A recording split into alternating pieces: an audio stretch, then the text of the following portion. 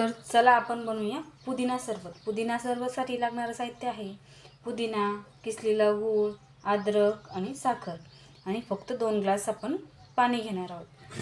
हे पाणी याच्यामध्ये ओतून घ्यायचं मिक्सरच्या भांड्यामध्ये.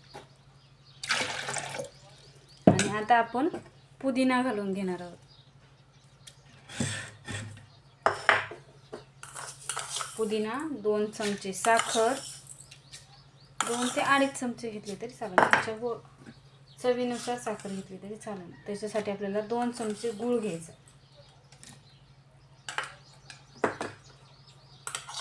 आणि हे अद्रक आपण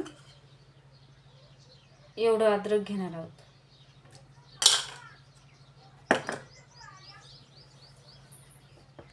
तर हे आपण मिक्सरमधून फिरवून घेणार आहोत.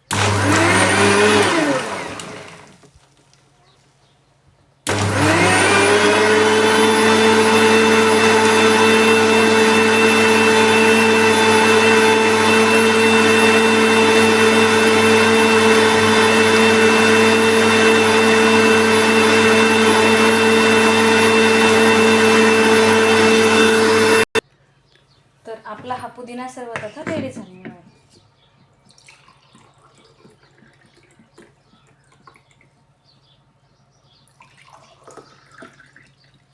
तो छान गाळून घ्यायचा आणि लगेच पिला तरी चालेल.